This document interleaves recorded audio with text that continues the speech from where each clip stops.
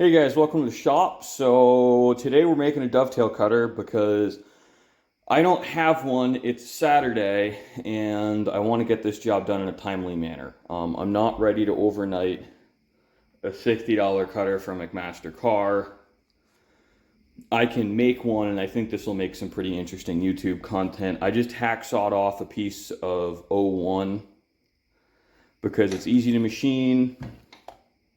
I can heat treat it here, but basically this is the profile we're going to turn it to, and then I'm either going to use the dividing head or my Spindexer to cut this into a 2-flute cutter on the mill. This is kind of the rough profile of the site we're going to make. Eventually, that's probably in part 2 or part 3. I think it's going to be a complete video on its own, just making the dovetail cutter. I haven't decided which profile I'm going to go with. I want to make a relatively tall blade section so I can get this zeroed elevation wise just by filing the top down instead of playing with the rear sight, just set and forget. I think that'll make it a little bit easier. But this sight, unfortunately, is too low. I measured, this is supposed to work and it doesn't, because as it turns out, the bolt in the rear sticks up higher, so you can't bring the rear sight all the way down like you should. So we're gonna have to make it. Now, I'm probably gonna turn this on the lathe. I think I'm gonna use a 4-jaw, because what'll happen on the 3-jaws, I'll have some run out, so this will be doing this a little bit. And what I'm concerned with is these are fragile cutters. I'm using a suboptimal material with questionable heat treat, so I think having as little run out as possible is really going to help me. And it's not ideal to hold a finished surface like this in a chuck directly, but I won't really have to crank on this because I'm only taking nibbles. So I don't think we're going to have issues holding this in a collet. If it does wind up undersized, what you can do for tools like this in short-term use is just slather some powdered rosin on there so it'll hold and not spin in the collet, and go from there. So we're going to jump over to the lathe once I swap out chucks and go from there. Or actually, you know what? We can just do that and I can show you how it works. So this is called a cam lock chuck. And we've just got these little cams here. Just pop them loose.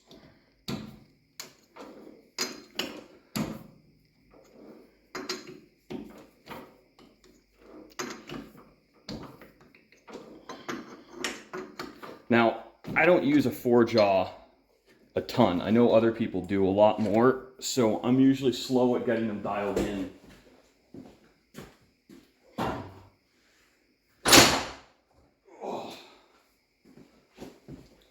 So something also is I go in with my finger on all of the mating surfaces and wipe off any dirt, debris, feel for burrs. This is never an issue on this side because I always leave a chuck on it.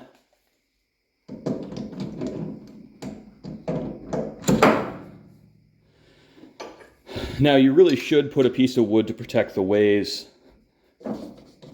These chucks are heavy, but I don't think they're that heavy, so I don't really worry about dropping them unless there's a camera in the way. So your mileage may vary. I think really any chuck bigger than this, I would probably put a piece of wood down. I think it's more of an issue when you're taking them off than putting them on, but that's just opinion.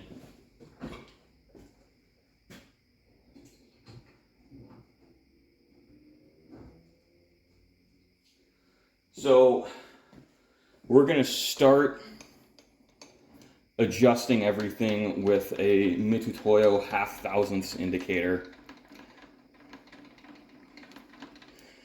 because that is pretty good. I can get it dialed into less than half a thousandths. I mean, really, if we have less than 1 or 2 thousandths of run out, I think I'm going to call that good enough.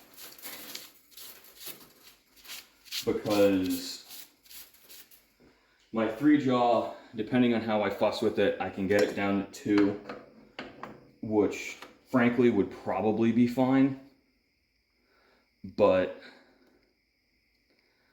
I'm not 100% sure probably is adequate in this application. Now, there's always fussing around getting this right where you want it.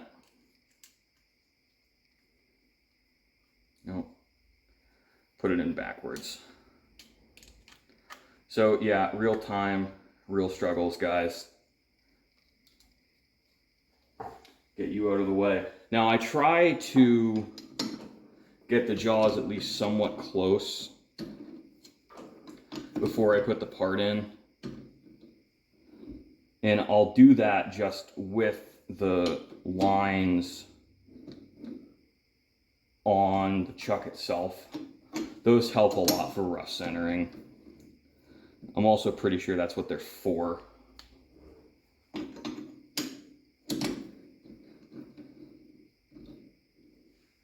And we're not working a big piece of material either.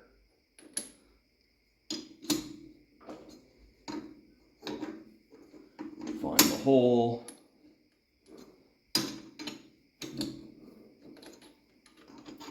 So I'd wager a guess that we're gonna have like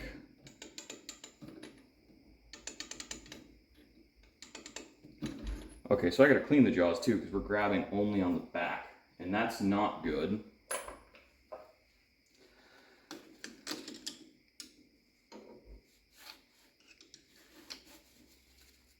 Now part of that too is the jaws in this are kicked for whatever reason. I'm gonna go out on a limb, jump to conclusions and say Chinese manufacturing.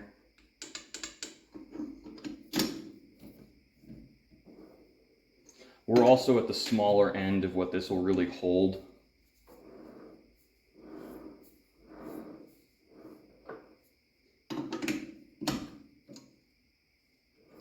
What's also nice in the beginning, you can at least get yourself closer so you can save some time with the indicator.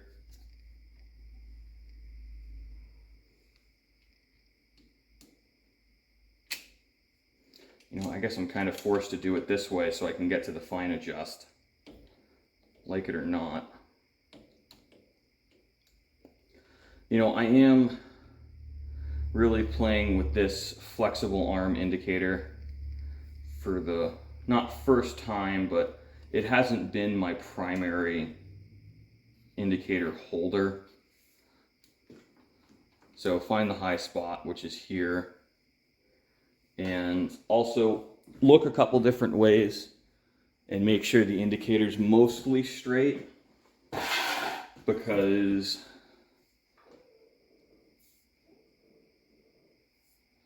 okay, so we're actually not bad. That's about 1/8 of an inch. This is our low. Tighten our high.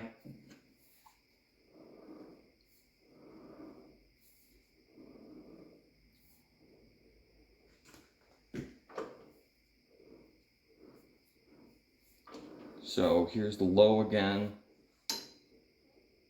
right here. So try to take out half the error. So I'm going to loosen a little bit. And we're shooting to get this like around 0.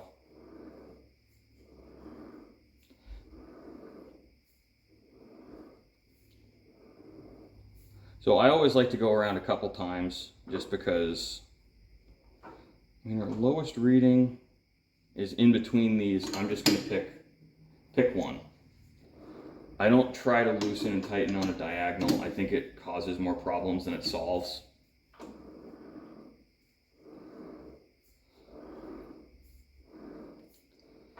And also don't trust your first reading, because depending on your surface finish, like I have a little bit of a gouge in here, and I put it on purpose in between jaws so that it wouldn't affect my readings quite so much. But that can read as a high or a low spot if you're not paying attention.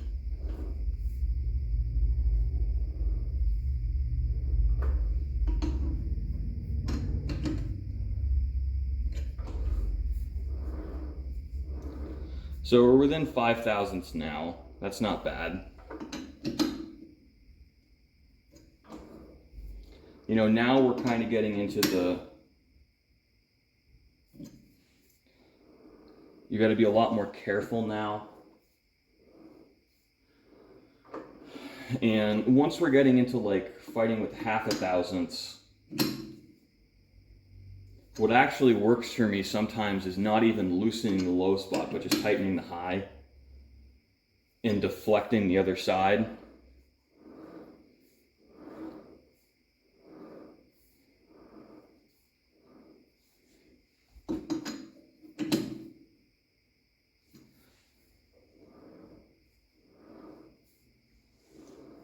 So we're dialed into within 1 thousandth, so I'm just going to go around and try and snug this a little bit on each jaw without moving it.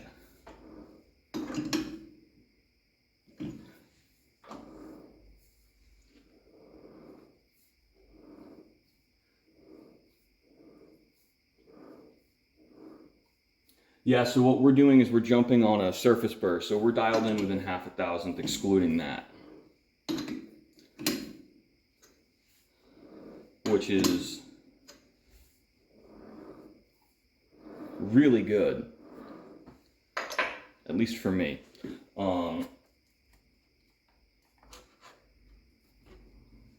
Yeah, I'm not thrilled. This is a cheapo Amazon special, and the magnet sticks. Oh well. It still works.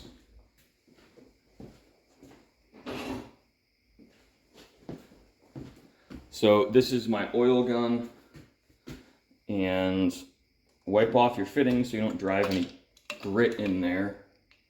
No, I don't oil the nuts every time.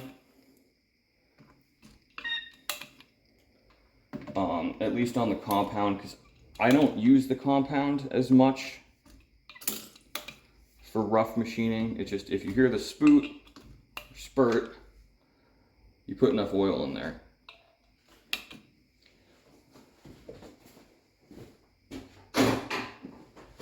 Use it like it's free, you won't regret it. Now what we're gonna do first is I'm gonna face the part. Now just because of the accuracy requirements on this, I'm going to use the graduations on the machine itself. So I'm just going to stop now, cut. I'm going to try actually a microphone so you can hear me while the machine's running.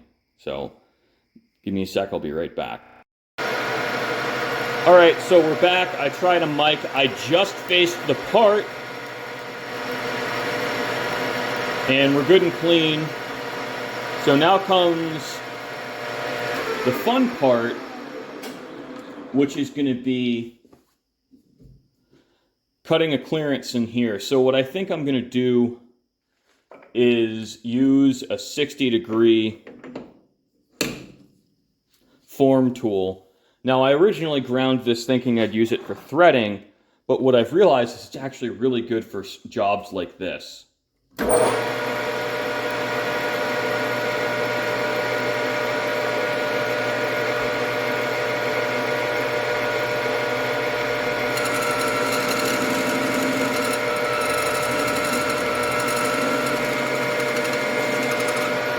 And it's not cutting very well, so that probably means I'm not on center.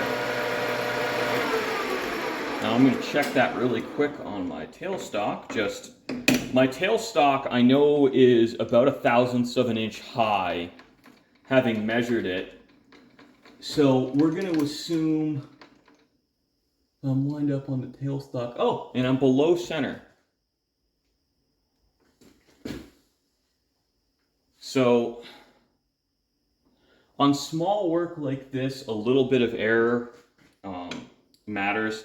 That could be tool wear, or that could also be when I sharpened it, I forgot to change the tool holder height, which I've done before.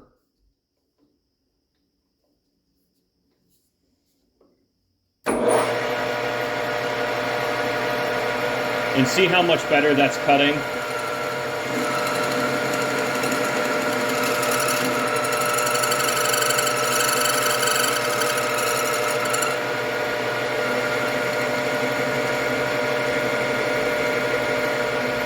Now I almost think a parting blade would work better, but I do this in 2 operations with multiple tool changes. But I think what'll actually work even better, instead of trying to use this like a form tool, is actually infeeding with the compound at 30 degrees and locking the carriage.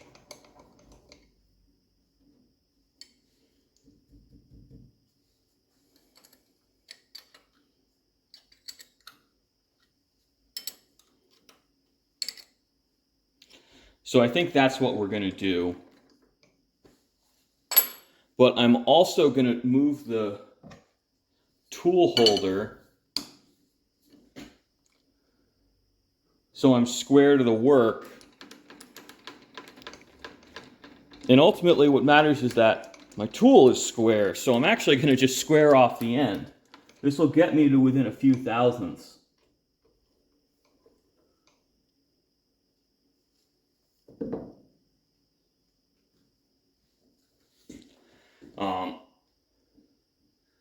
I.e. square enough.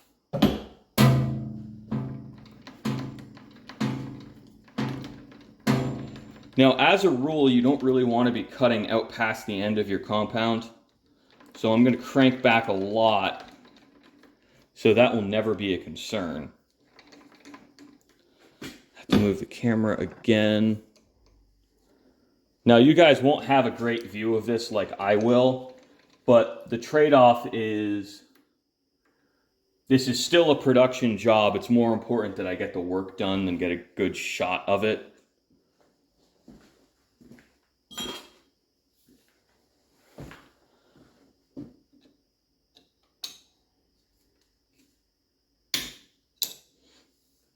So I just locked the cross slide. It's a good idea if you lock, make sure you can't accidentally engage any power feeds.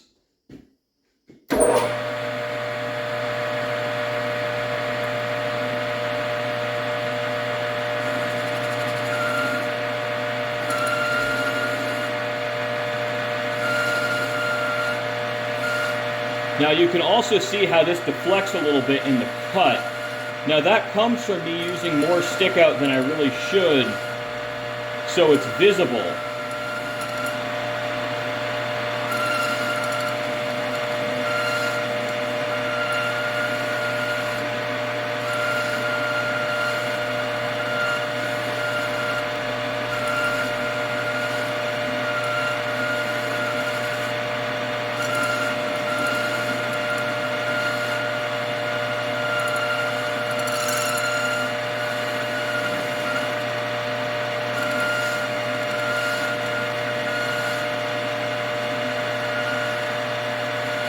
Now I'm going to go back with a narrow tool and extend the neck, because I think that's going to make life a little bit easier.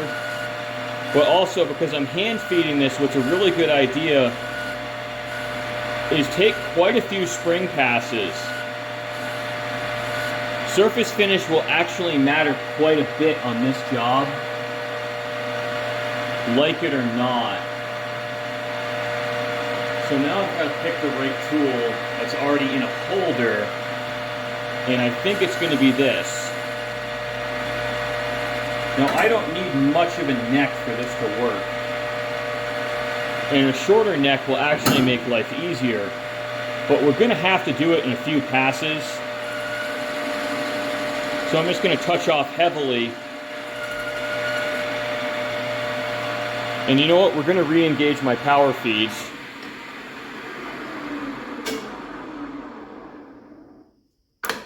Always shut the machine off. Some machines you can engage and disengage that with the machine running. This does not happen to be one of them. Gonna take, I think we can get away with 30 thousandths.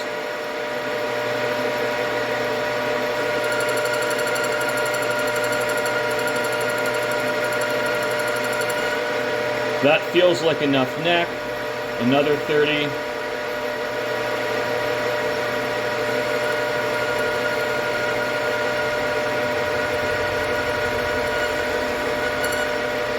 So what you're seeing is the chip is not breaking, and I'm either running too fast, I don't have enough feed, or in reality I don't have a chip breaker on this tool.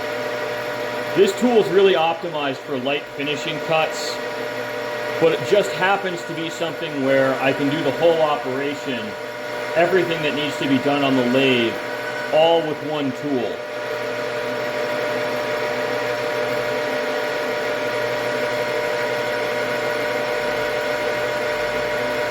And like it or not, I mean, that has tremendous value.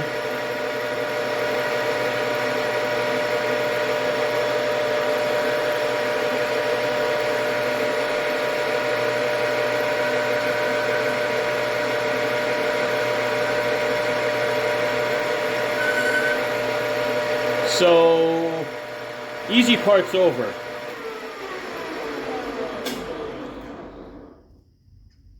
Now what I need to do is I'm going to face the bottom of this.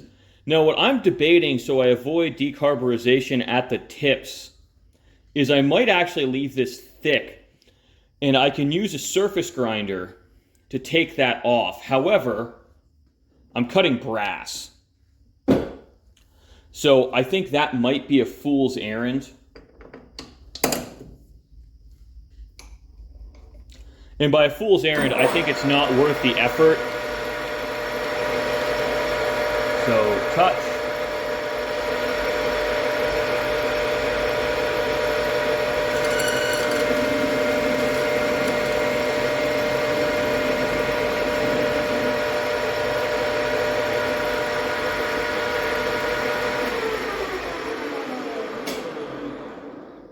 Yeah, I left enough for grinding.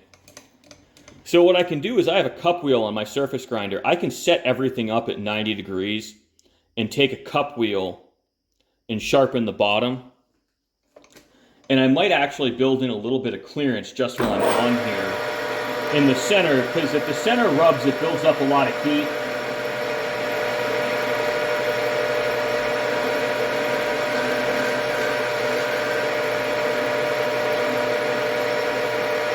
And given that this is carbon steel, we're going to have to give it a fighting chance, so we're going to give it every advantage we possibly can. Now I'm going to stop again. I've got to set the milling machine up. I think what we're going to use is a spindexer, because this will fit in a collet, so I don't have to go through the trouble of taking the vise off.